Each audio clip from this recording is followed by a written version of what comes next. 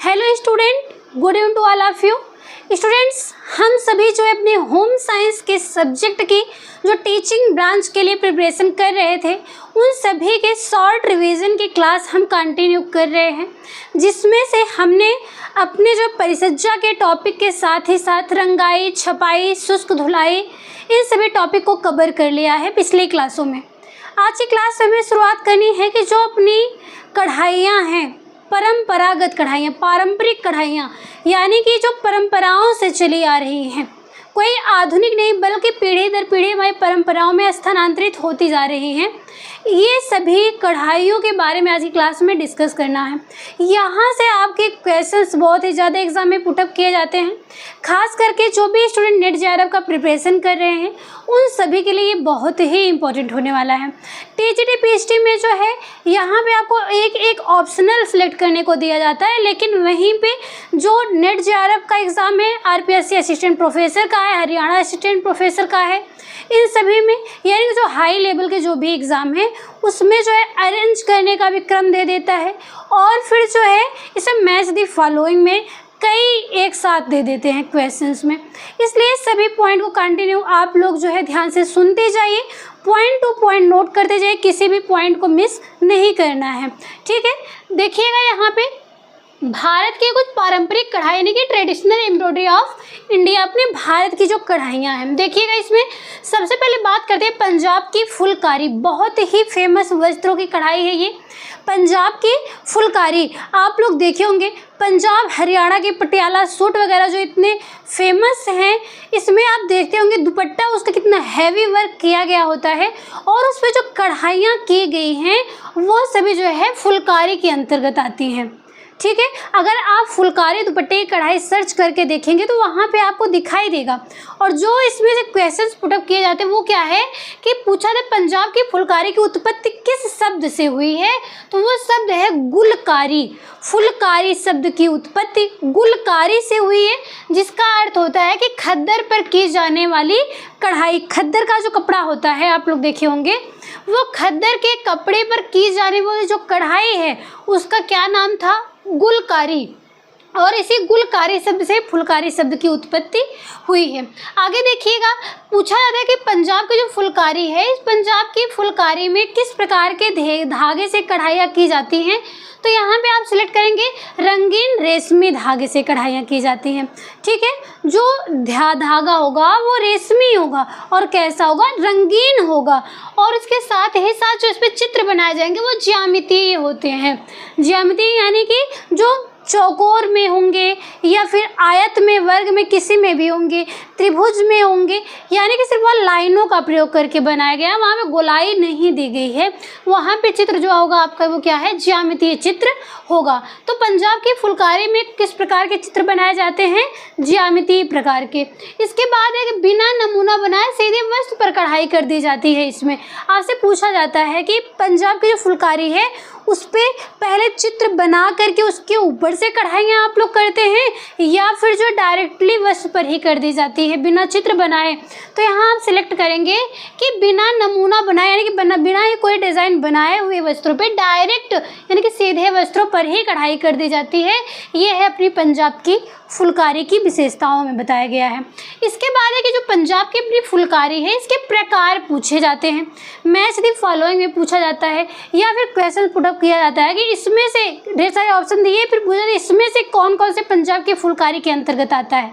तो नाम आप लोग एकदम से रट लीजिएगा। इसी प्रकार में है चोप, सूभर, तिलपात्रा, छोबे, सालू, नीलक, थिरमा, और इसके साथ ही साथ कुछ अन्य कढ़ाइयाँ भी डाली गई इसके प्रकार में, जिसमें जो है अपनी दैनिक जो दिनचर्या है उससे संबंधित फल फूल सब्जियों आदि से संबंधित नाम दे दिया जाएगा और उसके सामने बाग शब्द जोड़ दिया जाता है। तो वो सभी कढ़ाइयाँ जो है आपके पंजाब की फुलकारी के अंतर्गत आती हैं। देखिएगा सबसे पहले हम बात करें चोप के बारे में। जो चोप है इसका प्रकार फुलकारी का, वो लाल रंग के कपड़े पर किया, लाल रंग का खद्दर का कपड़ा होगा उस पर कढ़ाइयाँ की जाती है, और इसके चार जो कोने होंगे, दुपट्टा इत्यादि है, चुनरिया वगैरह होती हैं, लाल रंग का है, उसके चारों कोनों पर काले बूटे होते हैं, यानी कि बूंदी बूंदी से उसमें डिज़ाइन बनी होती है, जो बूटे बने होते हैं वो काले रंग के होते हैं। एग्जाम में पूछा जाता है कि जो चोप है उसमें जो है किस रंग के या फिर क्या उसमें अलग से विशेषता होती है या फिर उसमें क्या डिज़ाइन बनाई गई होती है, तो आप ऑप्शन में सिलेक्ट करेंगे कि इसके चारों कोने पर काले बूटे बने होते हैं। और ये चोप है लाल रंग का काले बूटे वाला, ये जो है नानी अपनी नतनी को शुभ अवसर पर देती है। जैसे मान लीजिए नतनी जो है उसकी शादी विवाह कुछ भी हो, कोई फंक्शन हो, तो वहाँ पे जो नानी है अपनी नतनी को ये गिफ्ट के स्वरूप में देती है, उपहार स्वरूप में, जिससे कि ऐसा माना गया है कि नज़र ना लगे उनकी नतनी को। इस अनुसार ये परंपराओं में चलाया गया है ये चोप नामक जो फुलकारी है। ठीक है, अगला है सुभर। सुभर क्या है? ये पीला रंग का खद्दर होता है, पीले रंग पे किया जाता है। इसमें जो दुपट्टा होगा इसके मध्य में बीचों बीच में 5 नमूने, कोई 5 चित्र एक साथ में बना दिया जाता है। और ये जो सुभर नामक फुलकारी है इसे माँ अपनी बेटी को उसके विवाह के शुभ अवसर पर देती है। एक एक पॉइंट टू पॉइंट आप नोट करिए, यहाँ से बहुत ज़्यादा क्वेश्चन पुट अप किए जाते हैं एग्जाम में। ठीक है, देखिएगा आगे। ये तीसरा है तिलपात्रा।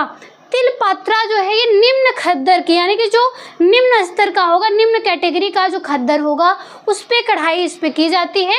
और ये तिलपात्रा नामक फुलकारी जो मालिक है वो अपने मालिक नौकर को या दास दासियों को देता है। ये तो आप नौकर कर लीजिए या दास दासी करें, जो उनके यहाँ काम करने वाले हैं उनको जो है गिफ्ट स्वरूप में दिया जाता है, उसका नाम है तिलपात्रा।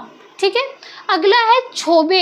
छोबे जो है इसका सिर्फ नाम और रंग के आधार पर इसे बांटा गया है।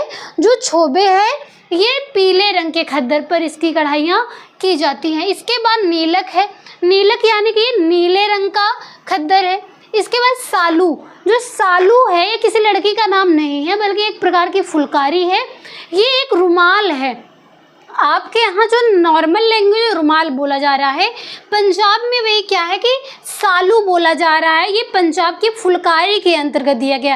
रंग भले ही कोई सा हो लेकिन यहाँ पे जो सालू है वो रुमाल को कहा गया है, फुलकारी के अंतर्गत जो आ रहा है। इसके बाद है थिरमा। थिरमा जो है ये भी सफ़ेद रंग के वस्त्रों पर, खद्दर के कपड़ों पर की जाती है। तो ये हो गया आपका पंजाब की फुलकारी के प्रकार बताए गए। चोप लाल रंग पे नानी नतनी को देती है, चारों कोने पे काले बूटे होते हैं। सुभर पीले रंग पर किया जाता है, माँ अपनी बेटी को देती है। दुपट्टे के बीच में 5 नमूने बनाए गए होते हैं। तिलपात्रा जो है निम्न खद्दर के कपड़े पर किया जाता है, मालिक अपने दास दासियों को भेंट स्वरूप देते हैं।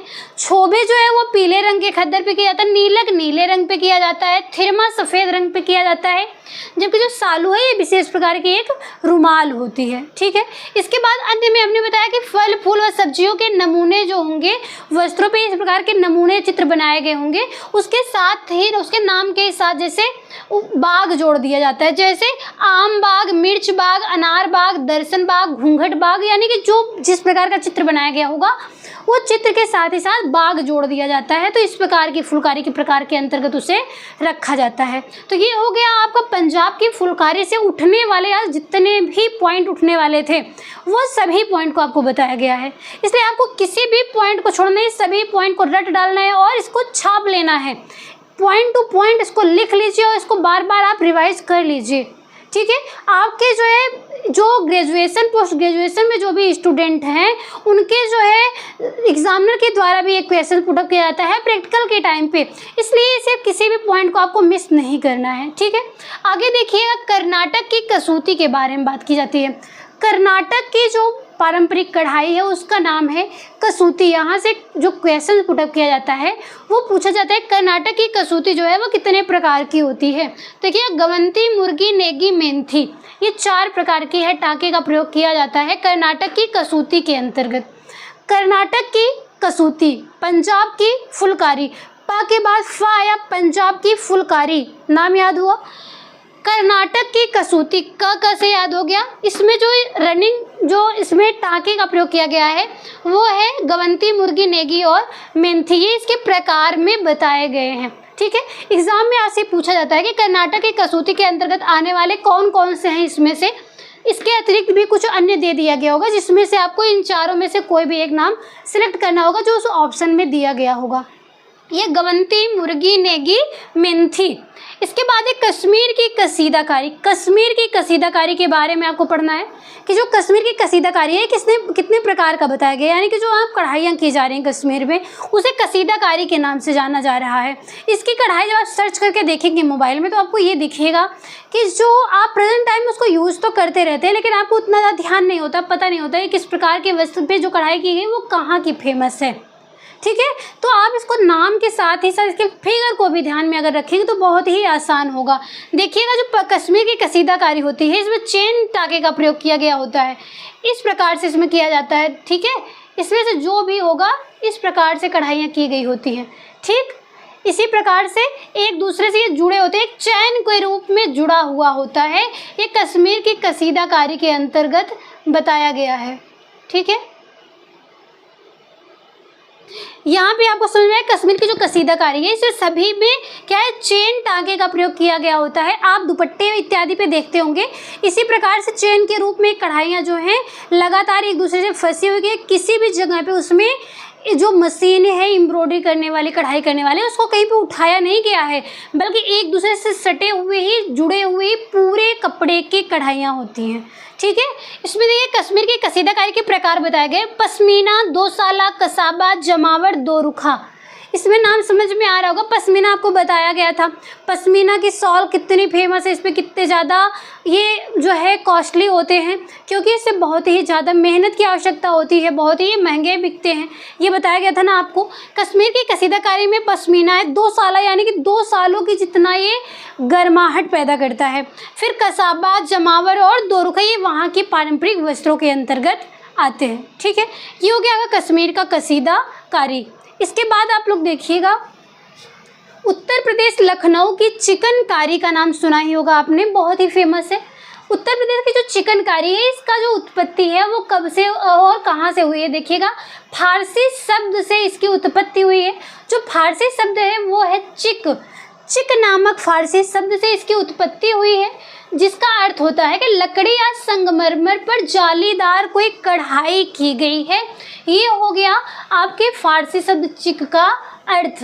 आगे देखिएगा, ये जो उत्तर प्रदेश लखनऊ की चिकनकारी है इसकी जो विशेषता शुरुआत से रही है, प्रेजेंट टाइम में तो अलग अलग रंगों पर आपको कढ़ाई देखने को मिल रही होगी प्रेजेंट टाइम में, लेकिन जो इसका रियल है शुरुआत का जो है, जो इसका ओरिजिनल रूप है वो श्वेत मलमल, मलमल मतलब जो कॉटन के कपड़े होते हैं और बहुत ही सॉफ्ट, देखिएगा श्वेत मलमल के कपड़े पर श्वेत रेशमी धागे के द्वारा कढ़ाई की जाती है। आपसे एग्जाम में पूछा जाता है कि जो लखनऊ की चिकनकारी है वो किस प्रकार के कपड़े पे कढ़ाई की जाती है, तो श्वेत मलमल के कपड़े पे। फिर पूछा जाता है कि इसमें किस प्रकार के धागे का प्रयोग किया जाता है, तो श्वेत यानी कि सफ़ेद रेशमी धागे का प्रयोग इसमें किया जाता है। इसके बाद है कि लखनऊ की चिकनकारी में किस प्रकार के चित्र बनाए जाते हैं। तो ये दैनिक दिनचर्या जो है आपकी हर रोज की, उससे संबंधित चित्र बनाए जाते हैं, जैसे फूल हो गया, चावल, गेहूं के बाल, पत्तियां, ये सभी चित्र जो है कपड़ों पे, वस्त्रों पे बनाए जाते हैं। ठीक है, आगे उत्तर प्रदेश लखनऊ की चिकनकारी के प्रकार बताए गए हैं आपको, जिसमें से इसकी आकृति के आधार पर बताया गया है। कुछ ऐसे चित्र हैं, कढ़ाइयाँ हैं जो चपटी होती है, यानी कि उसमें चिपकी हुई होंगी वस्त्रों में। इसके बाद दूसरे गांठ वाली, जो गांठ के नुमा उभरी उभरी होती है, दोनों ये साइड से उल्टा सीधा कम समझ में आता है। इसके बाद तीसरा है जाली नुमा, जो जाली और नेट का बना होता है। अब आगे ये देखिएगा कि जो चपटी कढ़ाई है लखनऊ की चिकनकारी में, इसमें कौन से और भी बताए गए हैं। चपटे में 2 आता है, एक बुखिया और कटाओ। जो दूसरा है गांठ वाली, इसमें मुर्री और फंदा बताया गया है। ये 2 और ये 2 ज़्यादातर इम्पोर्टेंट ये 4 वर्ड हैं, बुखिया, कटाओ, मुर्री, फंदा। एग्जाम में आपसे पूछा जाता है कि उत्तर प्रदेश लखनऊ की चिकनकारी जो है, अगर यहाँ पे उत्तर प्रदेश भी लिखा हो सकता है, उत्तर प्रदेश की चिकनकारी या फिर लखनऊ की चिकनकारी, कोई भी आपको यहाँ पे देखने को मिल सकता है। तो इसमें पूछा जाता है कि इसके कितने प्रकार हैं, या फिर इसमें जो प्रकार बताए गए हैं वो चपटे के अंतर्गत कौन कौन सा है, गांठ वाली कौन कौन सी है। यानी कि आपको एग्जामिनर किसी भी तरह से घुमा फिरा के पूछ सकता है। आप यहाँ पे इसलिए इसको दोनों को ही अच्छे से याद रखिएगा। चपटी में बुखिया कटाओ, गांठ वाले में मुर्री और फंदा, ये 4 ज़्यादा ही पूछे जाते हैं। कभी कभी आपको ये जाले नुमा, जो जाले या नेट का बना हुआ कपड़ा है, ये चीज़ आपको देखने को मिलती है। इतना समझ में आया आपको। आगे देखिएगा, बंगाल की कांथा की बात करते हैं।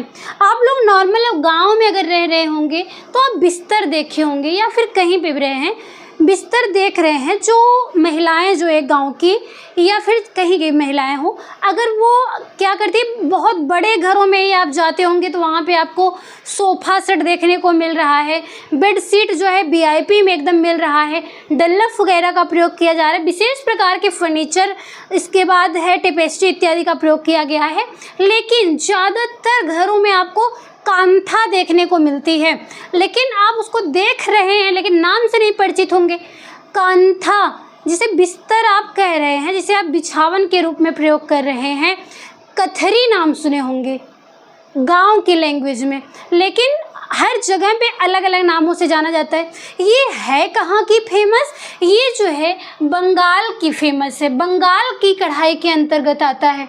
देखिएगा इसमें बंगाल के जो कांथा है इसके कुछ प्रकार बताए गए हैं, जिसमें से ये मुख्य रूप से 6 बताए गए हैं बंगाल की कांथा के प्रकार, जिसमें से लेप, और, दुर्जनी, सुजनी, अरसिलता, बेटन, ये 6 मुख्य प्रकार के बंगाल के कांथा के प्रकार बताए गए हैं। एग्जाम में आपसे पूछा जाता है कि बंगाल के कांथा के प्रकार कौन कौन से हैं। लेप कांथा, और कांथा, दुर्जनी कांथा, सुजनी कांथा, अरसिलता कांथा और बेटन कांथा, ये मुख्य रूप से 6 प्रकार बंगाल के कांथा के बताए गए हैं। आगे देखिएगा, एग्ज़ाम में आपसे नेट JRF में और या फिर इसी प्रकार से कभी कभी PGD के भी एग्ज़ाम में और असिस्टेंट प्रोफेसर के एग्ज़ाम में देखने को ही मिलता है। इसके साथ ही साथ आपको PhD एंट्रेंस का जो यूनिवर्सिटी के अलग अलग एग्ज़ाम होते हैं वहाँ पे भी ये चीज़ें देखने को मिलती है कि बंगाल के कांथा को आप किस प्रकार से बना रहे हो, उसका क्रम अरेंज करने के लिए एग्ज़ाम में दिया जाता है। तो यहाँ पर उसका क्रम देखिएगा आप लोग। पुराने कपड़ों को बेसन से धोना, बेसन से धोना, नॉर्मल जो बेसन आप घरों में यूज करते हैं वो बेसन का प्रयोग जो है साबुन प्रतिकर्म को भी बनाने के लिए प्रयोग किया जाता है, उसमें भी मिलाया जाता है।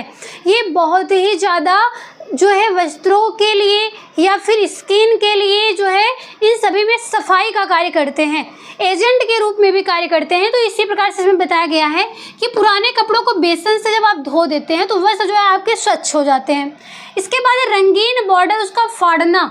आप लोग देखते होंगे गांव में जो महिलाएं पुरानी जो साड़ियाँ होती हैं उसको आप इकट्ठा कर रही हैं, इकट्ठा करने के बाद उसके किनारियाँ जो है मोटी मोटी उसको आप फाड़ करके अलग कर लेते हैं, सभी कपड़ों को एक समान नाप का बना लेते हैं।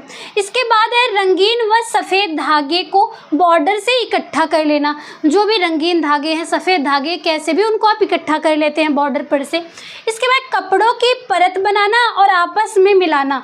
आप जो जितना भी मोटा आपको वस्त्र चाहिए, यानी कि जो कढ़ाई आप जिस वस्त्र पे कर रहे हैं कांथा के रूप में, उस कपड़े पे जो है आप उसको जितना मोटा अपनी आवश्यकता अनुसार करना चाहते हैं उस हिसाब से आप उसको परत दर परत उसको रख लेते हैं।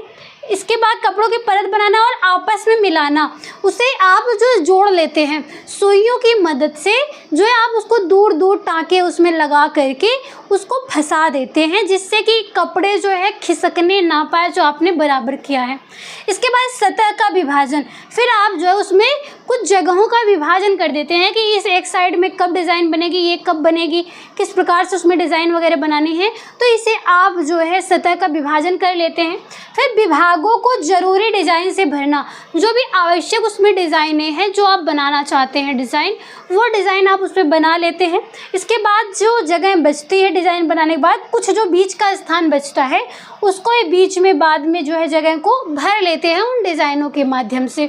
तो ये बताया गया आपको बंगाल की कांथा बनाने का एक क्रम जो दिया गया है, खास करके इसके प्रकार को आप याद रखिएगा। लेप कान था, और कान था, दुर्जनी कान था, सुजनी कान था, अर्शिलता कान था और बीटन कान था।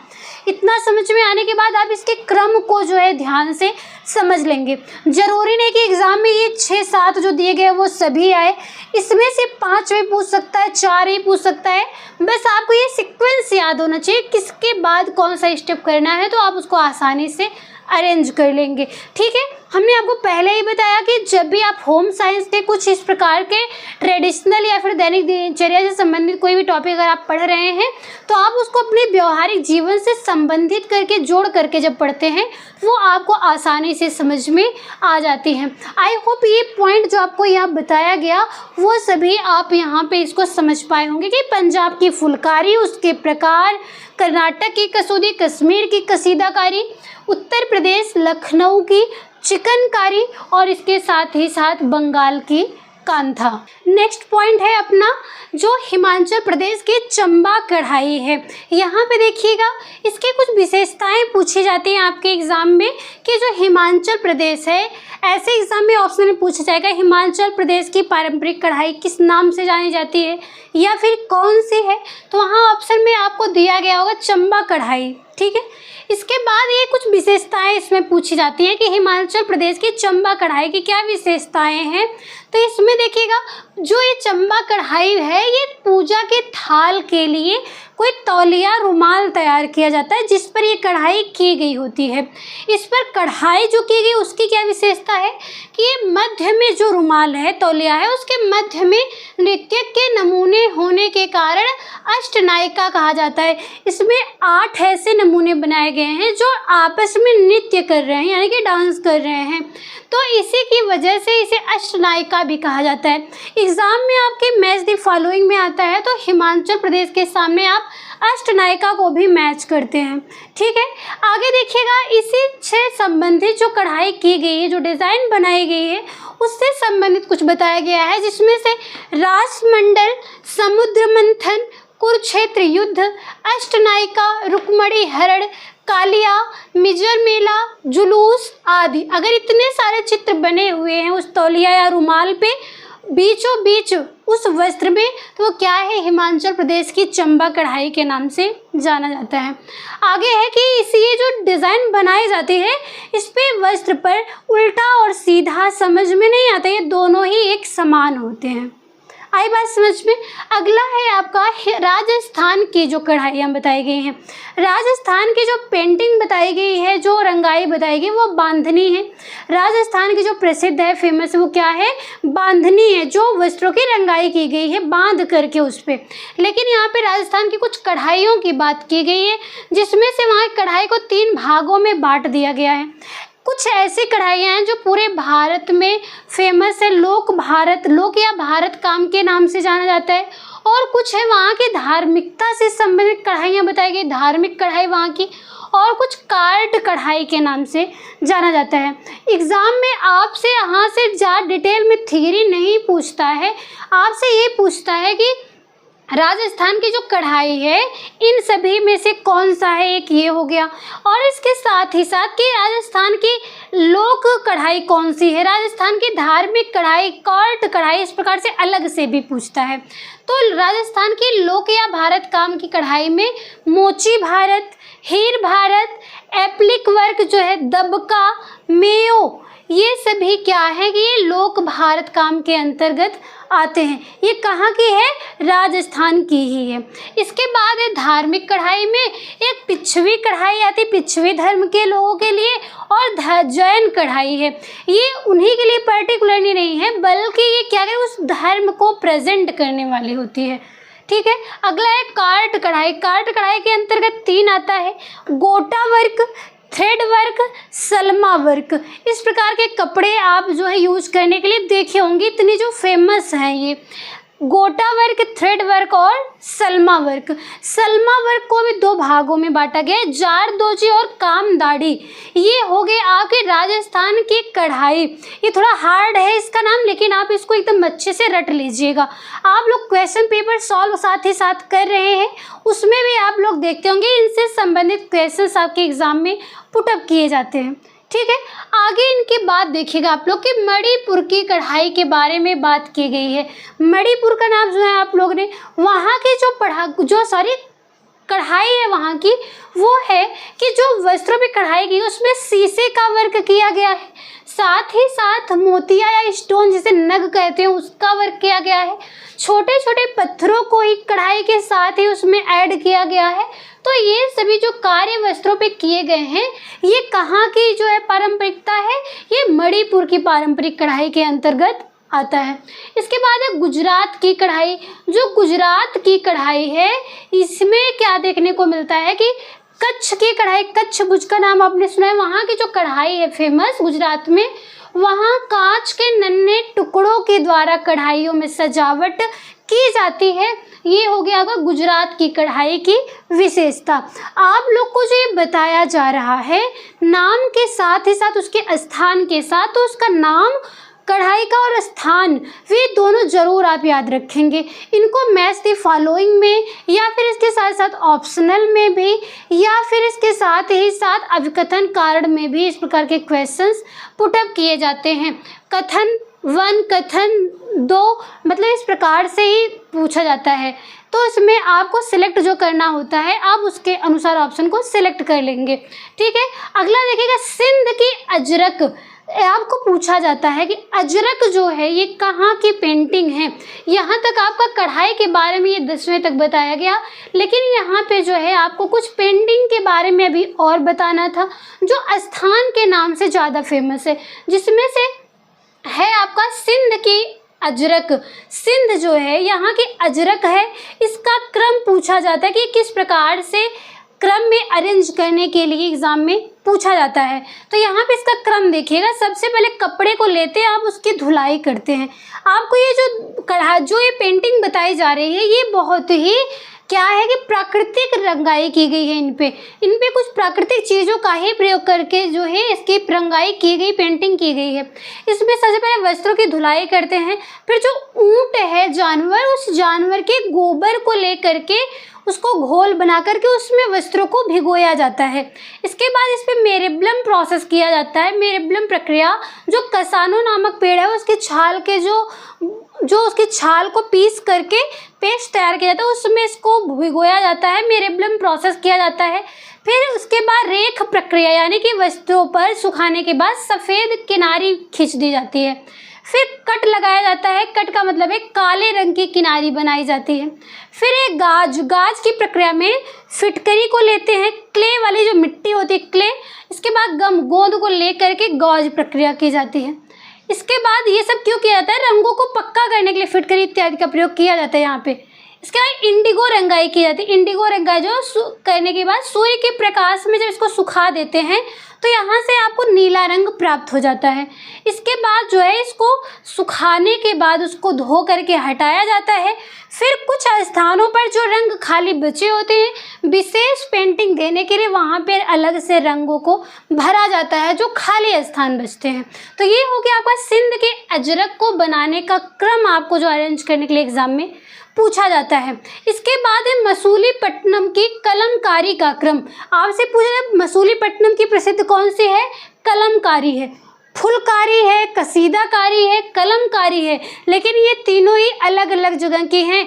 कश्मीर की कसीदाकारी, पंजाब की फुलकारी, मसूलीपट्टनम की कलमकारी। तो इसका नाम भी आपको याद होना चाहिए कि ये कहाँ की पेंटिंग है।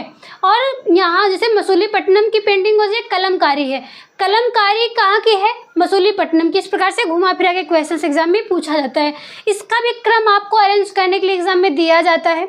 इसमें मसूलीपट्टनम की कलमकारी और सिंध की अजरक में डिफरेंट किया जाता है कि जो अजरक है ये ऊँट के गोबर में इसको भिगोया जाता है प्राकृतिक ब्लीच के लिए, और यहाँ पे जो कलमकारी है इसमें गाय के गोबर का प्रयोग किया जाता है इसमें पेंटिंग करने के लिए। अब आपको बहुत ही अचंभव तो नहीं लग रहा होगा, क्योंकि आप लोग इसको पहले से ही पढ़ते आए होंगे। ये तो अपना शॉर्ट में एक रिवीजन की क्लास चल रही है, इसलिए आपको ये ज़्यादा पढ़ने की आवश्यकता नहीं है, आप लोग पहले पढ़ भी चुके हैं। तो इसके साथ ही साथ यहाँ पे आपको बस रिवाइज ही करते जाना है। देखिएगा मसूलीपट्टनम की कलमकारी के लिए सबसे पहले ग्रे गुड्स लेते हैं। अब आप लोग कमेंट बॉक्स में ये बताइएगा कि ये ग्रे गुड्स क्या है।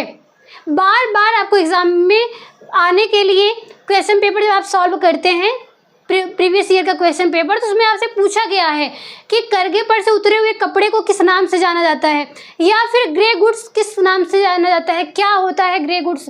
कई प्रकार से क्वेश्चंस आपको देखने को मिलते हैं। तो कलमकारी करने के लिए सबसे पहले ग्रे गुड्स क्लॉथ ले लेते हैं, फिर इस पे गाय के गोबर की प्राकृतिक ब्लीच करते हैं।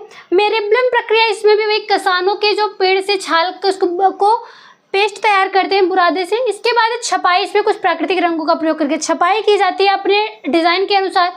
फिर इसकी सफाई कर दी जाती है, इसको उबाल दिया जाता है, उबालने के बाद इसको सुखाया जाता है। फिर इस पे क्या है कि स्टार्च की प्रक्रिया की जाती है, यानी कि कड़ापन, इस पे स्टार्च दिया जाता है, कलफ दिया जाता है। फिर इसमें एलम उपचार किया जाता है, यानी कि फिटकरी की प्रक्रिया की जाती है जिससे कि रंग इस पे पक्का हो सके। फिर लास्ट में इसको धुलाई करके वस्त्रों को सुखा करके तैयार कर लिया जाता है। ये हो गया का मसूलीपट्टनम की कलमकारी का क्रम। यहाँ से भी एग्जाम में आपको ये पूछा जाता है, ठीक है। इसके बाद आप लोग देखिएगा कि कुछ यहाँ के साथ ही साथ इसके एक पॉइंट और भी आप लोग देख लीजिएगा कि बनारस की ब्रोकेड भी आपसे पूछा जाता है। बनारसी वस्त्र आप छोटे सुने होंगे, इसे आपको जो वस्त्र है बनारस की, ये पारंपरिक वस्त्रों वाले टॉपिक में पढ़ाया जाएगा आपको। लेकिन यहाँ पे कढ़ाई में अगर आप देख लीजिएगा एक पॉइंट और, यहाँ आपने 10 लिखा है, फिर 11वां देख लीजिएगा। यहाँ पे आप अगला पॉइंट देख लीजिएगा, ये है आपका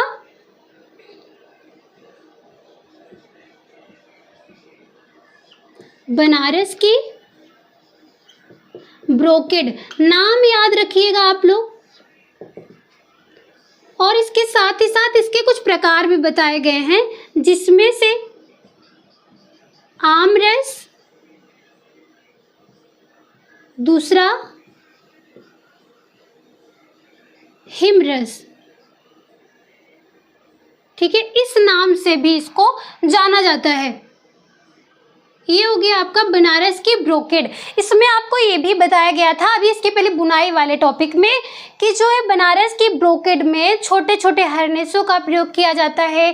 कढ़ाई करने के लिए इसमें सोने और चांदी की जो तार का प्रयोग किया जाता है, और इसके साथ ही इसमें छोटे छोटे जो हरनेस का प्रयोग किया जा रहा है, इसे आप वस्त्रों को उल्टी तरफ से जब देखते हैं तो जगह जगह पे इसको धागों को काट दिया जाता है, क्योंकि इसका जो आधार होता है कढ़ाई का वो जो है सिंपल सादी बुनाई का होता है, लेकिन इसमें कढ़ाई अलग से देने के लिए अलग से धागों का प्रयोग किया जाता है, जिसे वस्त्र पीछे की तरफ से उल्टी तरफ से बीच बीच में से काट दिया जाता है। तो ये हो गया आपका बनारस की ब्रोकेड कढ़ाई के बारे में। तो आज की क्लास में हमने क्या कवर किया कि ये जो अपने भारत की पारंपरिक कढ़ाइयाँ हैं, इसके बाद आपको ये जो पेंटिंग बताई गई सिंध की अजरक और मसूलीपट्टनम की कलमकारी, इसके साथ ही साथ देखिएगा कि इसके साथ ही साथ कुछ ऐसे प्रमुख व्यक्ति हैं जिन्होंने वस्त्र विज्ञान में अपना महत्वपूर्ण योगदान दिया है। उनका नाम आपको मैच द फॉलोइंग में करने के लिए पूछा जाता है या फिर ऑप्शनल में भी देखा गया है। देखिएगा सबसे पहले नाम आता है दूबराज दास का। दूबराज दास क्या है, इनका क्या कार्य है, ये बालूचरी साड़ी में इनका बहुत ही बड़ा योगदान रहा है। इसके बाद है थॉमस बेल। थॉमस बेल जो है रोलर प्रिंटिंग के लिए फेमस है। इसके बाद है विलियम पार्किन। विलियम पार्किन जो है ये प्रथम संश्लेषित जो रंग बनाया गया था उसके लिए प्रसिद्ध है। महान अकबर का नाम आपने सुना ही है, उनके राज दरबार के समय से ही ये जो कश्मीर की कसीदाकारी के अंतर्गत आने वाली जो दुसाला नामक कढ़ाई है वस्त्रों के प्रकार में बताया गया, वो हो गया आपका दुसाला के नाम से फेमस है। कौन? महान अकबर के समय से ही ये फेमस है दुसाला। इसके बाद है ईयू पॉट। ईयू पॉट जो लाइक्रा के नाम से फेमस है। इसके बाद जेबी बम्बर का जो है योगदान क्यूप्रा अमोनिया रेयान के साथ इनका महत्वपूर्ण योगदान रहा है। और चार्ल्स डब्ल्यू किंग जो है वो फैशन ग्रहण सिद्धांत, फैशन एडॉप्शन थ्योरी है, उसमें इनका महत्वपूर्ण योगदान रहा है। चार्ल्स डब्ल्यू किंग, इनका नाम आप लोग जो है चाहे आप इसका पूरे का स्क्रीनशॉट भी ले सकते हैं या फिर इसको आप पॉइंट टू पॉइंट नोट कर लीजिए अपनी नोट्स में। अगर आप स्वयं से नोट्स बनाते हैं तो आपको रिवीजन करने में बहुत ही आसानी हो जाती है और आप उसको अच्छे से समझ पाए होंगे। आपको इस क्लास में किसी भी पॉइंट में अगर कोई भी समस्या हो तो आप कमेंट बॉक्स में लिखिएगा, ठीक है। आपके जो क्लासेस है ये शाम को 7 बजे अपने टाइम पर फिक्स रूप से ही चलती है। अगर किसी भी दिन किसी टेक्निकल इशू की वजह से ही अगर क्लास नहीं चल पाती है तो आपको टेलीग्राम चैनल पर इन्फॉर्म कर दिया जाता है। जो भी स्टूडेंट्स नए हैं वो चैनल को सब्सक्राइब कर दीजिएगा, क्लास को लाइक करके अपने फ्रेंड सर्कल में भी शेयर कर दीजिएगा। टेलीग्राम लिंक से जुड़ने के लिए आपको डिस्क्रिप्शन बॉक्स में लिंक दिया गया, वहाँ से आप जुड़ सकते हैं और वहाँ पे चैनल पे जाकर के आप ऐड हो सकते हैं। और इसके साथ ही साथ जो भी स्टूडेंट अपनी प्रिपरेशन कंटिन्यू कर रहे हैं उनके लिए ये भी बताया जाएगा कि बता दिया जाता है कि जो भी आपका एग्ज़ाम में किसी भी स्टेट का कोई वैकेंसी कोई फॉर्म आ रहा है तो वो सबके प्रिपरेशन के लिए भी आप इसके साथ ही जुड़े रहिए, कंटिन्यू अपनी पढ़ाई को करते रहिए, ठीक है। आपकी क्लासेस जो भी चल रहे हैं ये पूरा डिटेल्स में ही बताया गया है। जो आपका जो मेन बुक है वहाँ से आपके नोट्स तैयार किए गए हैं, आप इसको अच्छे से रिवीजन करते रहिए। फिर इसके बाद सिलेबस के अकॉर्डिंग अगर किसी भी स्टेट में पर्टिकुलर कुछ अलग से टॉपिक दिया गया है तो उसकी भी क्लास आपको अलग से प्रोवाइड की जाएगी, ठीक है। आज की क्लास हम यहीं पे कंप्लीट करते हैं, मिलते हैं आप लोग से हम नेक्स्ट टॉपिक के साथ नेक्स्ट क्लास में। तब तक के लिए धन्यवाद।